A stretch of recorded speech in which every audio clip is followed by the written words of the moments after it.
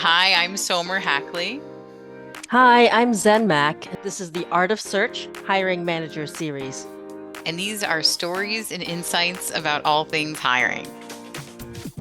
Well, what a great week. And hello, welcome back, everybody. Um, Somer, I'd love for you to meet Andrew Ramm. Andrew and I met many, many moons ago when exploring an opportunity in a startup in San Francisco. I remember sitting across from him about 13 years ago in a cafeteria, just talking through what was important and what startups were like. And of course, over the years, we kept up with each other, and it's really easy to when you just connect, right? In one of our chats recently, we were talking about just hiring and best practices, and he shared with me that his team at Amazon achieved over 50% gender diversity.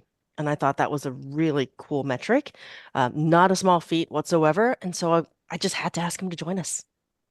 So, and Andrew, very nice to have you here today. Thank you for joining us. Fantastic to be here, and Somer, great to meet you. You too. That is no small feat, so I can't wait to hear all about how you hit those metrics. So, first things first, I'd love to set the foundation and ask you kind of a two-part question. So, first part is just really the foundational principles, what really shapes your approach to hiring? And then if you can take it a step further and talk about just a key aspect of your hiring philosophy that really gives you that competitive edge in attracting talent. Love to hear about it. Yeah, happy to talk about those things, and thank you for highlighting what we achieved in our organization. We were, very, very nearly 50% women in our organization, and I think our hiring approach had a tremendous amount to do with that. So, what foundational principles shape my approach to hiring? And I really believe very strongly in values-based hiring. So obviously, we're going to screen and interview for all the functional requirements of the role, and we're going to make sure you're performing at a high level in all those functional requirements. But the reality is, great organizations do a good job of identifying exactly what their organizational values are. What are the key behaviors that the leaders of that organization are trying to have permeate the organization, and how do those behaviors drive success? And we should be interviewing based on those things. And for annual reviews, we should be evaluating our talent based on those things. And we should be using this as part of our comp strategy and our promotion strategy, right? And so at Amazon, there are a significant number of leadership principles. Dive deep, earn trust, customer obsession, have backbone, disagree and commit, deliver results, et cetera, et cetera, et cetera. For us, as a small organization that really started out as a subsidiary of Amazon and separate from Amazon, we went through an exercise of trying to understand how do we adapt ourselves to the realities of the Amazon environment, but maintain our unique culture. And we identified some of the Amazon leadership principles that we wanted to double down on. And the most important one for us was Amazon's leadership principle called earn trust. That could mean a lot of different things to a lot of different people. So I want to define it and be really specific what that meant for us. So the first thing is approaching everything with humility.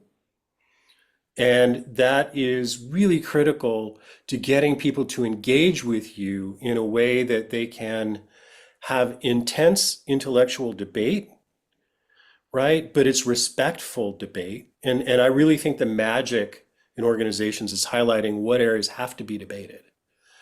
And the ability to separate intellectual conflict from interpersonal conflict. The other aspect of earned trust that is really important is seeking diverse opinions, especially seeking opinions of people who disagree with you when formulating a plan and formulating a go-forward strategy. And then the next thing, which is where I think the real magic happens, is being a force multiplier.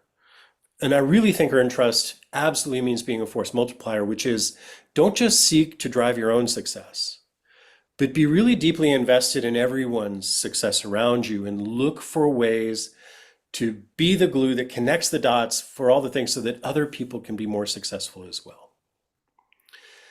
And there were other leadership principles that we doubled down on, like insist on high standards.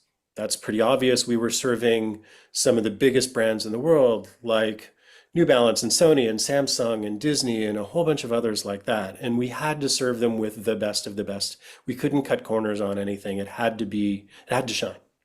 So we doubled down on that. And we also doubled down on ownership. And ownership really just means we all own the end result. We all own the customer experience. We all own the eventual success. Be a force for good in that regard. But earn trust was really our bedrock leadership principle. And we were very, very transparent about that to everybody in the organization. That when we interviewed, earn trust was a bedrock. When we did reviews, when we did comp, when we did promotions, earn trust was a major factor in making those things happen. So in the interview process, we didn't say this to the candidates, but if you weren't raising the bar on earn trust, you didn't get hired. Mm. You could be amazing at literally everything else. If we didn't see someone who was raising the bar in that particular way, we didn't want you in our organization. Mm. And the idea behind that is we weren't necessarily seeking the 10x individual, right? We weren't looking for the 10x programmer, because oftentimes those people turn into sort of the toxic high performers. What we wanted to do was build 10x teams where everybody on the team was pulling for one another. Everybody on the team had empathy for one another. Everybody on the team was willing to engage in respectful but intense debate in order to get to the right answers. And that's what we drove. The downstream impact of that was the fact that we tended to hire more women than other organizations. Hmm. Because the earn trust edict tended to weed out people who were sort of the toxic superstar. Mm. And like it or not, those people tended to be men. And so we wound up with nearly 50% women, which is unheard of in tech, and especially unheard of, in my previous environment. But the other thing that happened as a downstream result of that is that women in our organization had a very strong voice and were able to engage in debate, and it was safe to do that. And they knew that anybody else in the organization was going to support them in their ability to engage in this intense debate and have hard conversations and assert their opinion and have a voice in meetings and have a voice in the overall direction of the organization. And I think that made us tremendously better as an organization. And now, so the second part of your question, I think, was, what is a key aspect of the hiring philosophy? What gives us a competitive edge? How do we attract the top talent? And I think there are two parts to that. One is trying to really understand and assess what is motivating to the candidate, and understanding that not all candidates are motivated the same, and depending upon the role and depending upon the sort of psychological makeup of the person that you are evaluating and thinking about bringing into the organization, some just want to work on very, very deeply complex technical challenges, and they don't care so much about where it winds up as long as it's extremely technically challenging. Some want to understand their ability to move up in the organization and get promoted and have a high ceiling in terms of their growth. Some want to be able to expand the breadth of their role and take on more responsibility. And you have to really assess those things and do an honest job of correlating what their goals are to what the real possibilities are, because you don't want to mislead anybody. But if there is an alignment, you want to make that alignment clear. But the other thing that I think is super important, and this is where I think most organizations fall down or don't do the best job, is making sure that both the mission of the organization and the vision or the why of the organization is really, really clear. And this comes up consistently throughout the screening and the interview process. And so from a mission standpoint, like for us in guided shopping, our mission was we want to create shopping experiences that adapt themselves to the shopper and not force the shopper to adapt to the shopping experience, right? Our why, like the big vision, the future state we were trying to create. We're trying to completely transform the nature of online shopping, right? And if we make that super clear in every conversation, from every interviewer, in the screening call, from the recruiter, all the way through, and that's super consistent, it gives the candidate an ability to decide for themselves whether that resonates with them, that's tickling their motivation and creating a strong desire to be a part of an organization that has that mission, that has that vision, and they want to be part of that new reality that the organization is trying to create. And of course, they want to be part of it because it's clear what our values are. And so I think that gave us a tremendous edge in attracting and also really retaining top talent, because a lot of this is contracting with people on the way in. It's like, this is what we're about. We're Hmm. not hiding it. We're pretty transparent about it. We're trying to make sure that this aligns with who you are and what you're trying to achieve. And we live those values downstream, and our retention was also exceptional. I love this so much. There's so much that I could go on 50 tangents right now and I'll maybe just go on one, but I love how you start so crystal clear and so big before you go narrow. And I think you're right that a lot of hiring managers or folks who are in a hiring position, they start with the job. And Mhm. you're starting with mission, vision, values. And what's even critical about that is you have those things, right? I mean, you have values. You went through the exercise of here's the corporate mothership's values, here are our values. And do Mhm. you believe in these values too? And you're leading for that. And the mission, it's yeah, I love all of this so much. What a great way to attract the right people and assess the right things. So Yeah. yeah, thanks for sharing But that. yeah, more than happy to. And one thing that's I think really important is those values have to permeate what you do day to day. Yes. It can't be something that somebody printed on a laminated 8.5 by 11 card and left on your desk chair that you put in your bottom drawer and never saw again. That have to come up in conversation. They have to be guiding forces in how you make decisions, how you build the organization, and how you serve your customer. Yeah. Yeah. I was picturing a cat poster, but yeah, bottom drawer, same. For sure. And we've all experienced that. You show up to work on Hmm. a Tuesday morning and there's some laminated card. And it's like, Yep. these are our company values. Yeah. And Thanks. they go in the bottom drawer, you never see them again. For That is us, so they come true. up in conversation every single day. Hmm. Now, you talked about how successful you've been at creating that diverse team, Mhm. retaining great talent. So there has to be a funnel there in the first place, right? So how did you make sure that you had a diverse pool of candidates getting through the hiring process? And how did you measure that success? Uh, that's a great question. And maybe sheepishly, but perfectly honestly, I would have to say the pool was always just the pool. Whatever candidates came in the door, whatever candidates we were handed by the recruiting organization were the candidates we got. We had no control over that. We had no control over the diversity from a gender perspective, no control over the diversity from a standpoint of underrepresented minorities, no control over any of that. And so it was extra important to us to make sure that in the interview process, we optimized and really over-indexed on things like earn trust and ownership, um, Hmm. things like have backbone, disagree, and commit, and try to find, really try and identify the candidates that were both exceptionally talented at what they did, but also approached what they did with humility. Hmm. And there's tremendous value. I believe that in organizations, there's tremendous value in humility. And this often works kind of backwards from what you think. It's the person who speaks the loudest and bangs the drum the hardest and self promotes the most often that get the attention. But great leadership is often quite boring. And great organizational performance is often quite boring because the most effective people are the facilitators, not the drum beaters. Hmm. The most effective people are the connectors, the glue people. Yeah.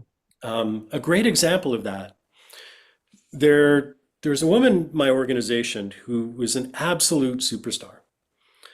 She was the first woman to be promoted to senior front-end engineer in our entire division. That's division of thousands of people. Um, and this person was deeply, deeply, deeply, almost painfully introverted. And Hmm. you would think this idea of being a force multiplier or sort of approaching things from the standpoint of trying to help others become successful would not be in her nature, and she wouldn't engage in that. but she saw an opportunity to kind of be a glue person, Mm, right? To be a connector between the various technical organizations within my team to make sure that information wasn't being dropped as tasks were being handed off from one piece of the organization to another. She single-handedly made sure that those connections were made. mm, So we're a very, very small organization. We didn't have an army of program managers. She just simply took it upon herself. And that was a hard and very brave thing for her to do because her nature is to be very introverted. And so that was the perfect example of someone embodying these values and how these values, affect people. And so bringing it all back to the question, the pool was the pool, but I think that it was our values and it was our interviewing processes and the leadership principles we tried to get people to embrace that allowed something like that to happen and allowed it to happen throughout the organization. And ultimately, what allowed us to achieve the gender diversity we achieved. Yeah, I love that example. And I love those glue people, and they're so hard to find. You can spot them if they worked for you, Mhm. right? But from our vantage point as recruiters, I'm always looking for those glue people, and that comes through just networking and referrals. And Yeah.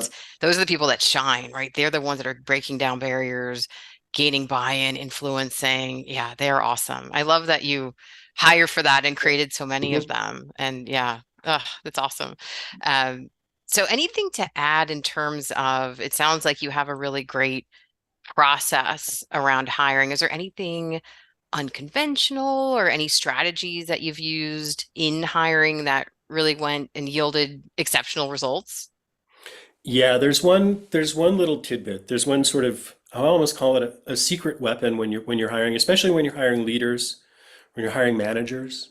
mm, I look for people who are great storytellers and great teachers. I really, really value people who can deliver a clear and compelling and easy to follow narrative.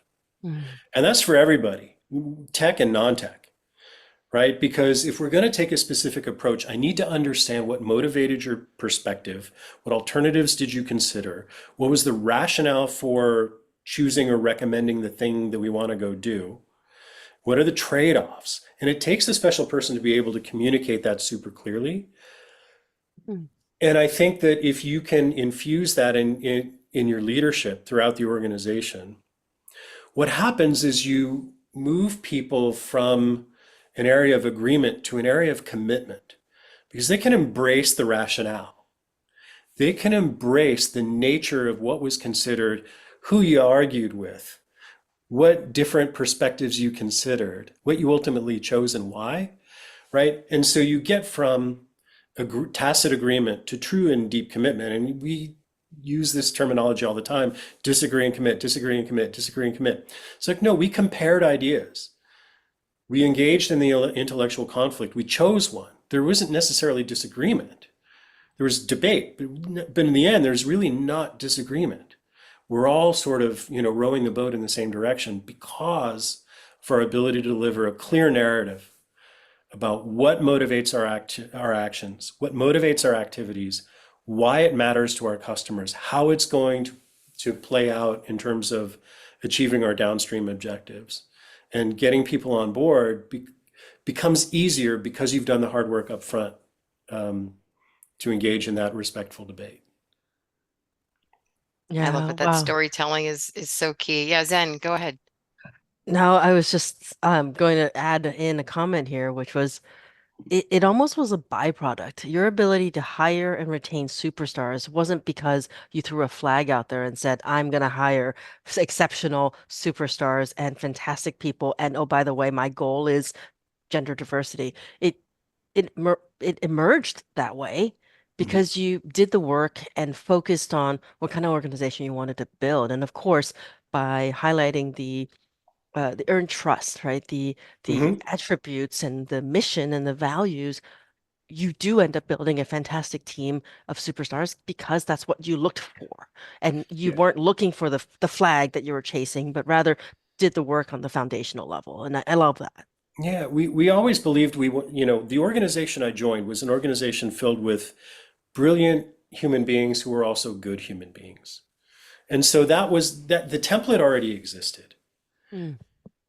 I just recognized what was there and said, we need to double down on this. But there's another object lesson.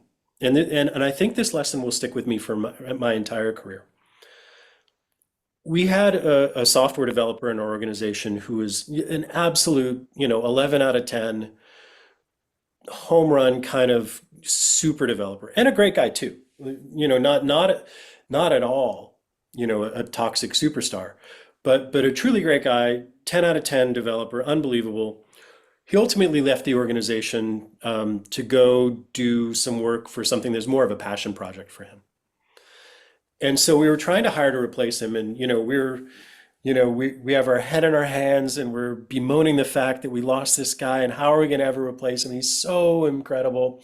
We interview a million people, and ultimately we decide on this one candidate who was really not the technical equal of the person he was replacing, but strong, and someone we believed we could trust.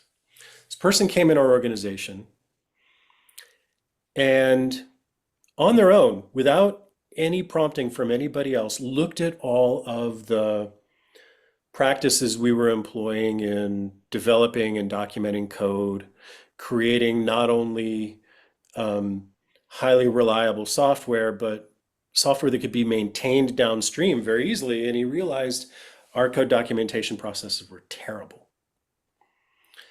And so it would be very easy for him to jump up and down and go, our code documentation processes are terrible. We need to change this. Instead, what he did was he started seeking people's opinions and getting understanding of why the situation was the way it was. And he started evangelizing this idea that better code documentation methodologies would be helpful. And then he scheduled several brown bags, all on his own, to teach people what the nature of good code documentation looks like. And this is not sexy. This is maybe the most unsexy thing you could possibly do as a software developer. But he earned people's trust by seeking opinions and being humble about it, taking ownership of helping the organization advance, putting in place methodologies to sort of engage in pair programming and peer code reviews and a whole bunch of other things to make this work. And ultimately, we wound up with an organization that was producing much more reliable software with fewer bugs, that was very, very much more simple to maintain downstream. We absolutely reaped the benefits of the efficiencies of more maintainable code downstream, all because of the way he went about it. And nobody told him to do this. And it was at that point we said, well, what are the leadership principles that this person is exhibiting? Because we just want to, that has to be our core. And we learned from this one individual and what they did and said, I just want an army of this guy. How do we build an organization that looks like that?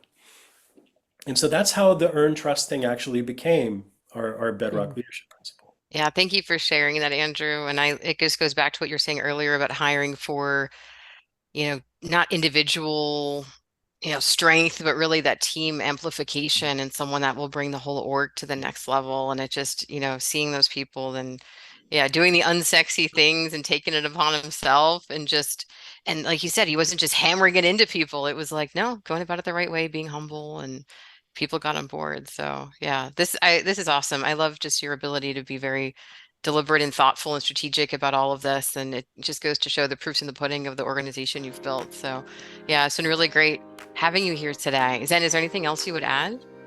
No, I love all the insights. Thank you so much, Andrew. I really enjoyed it. Thank you guys so much for having me. All right, take care.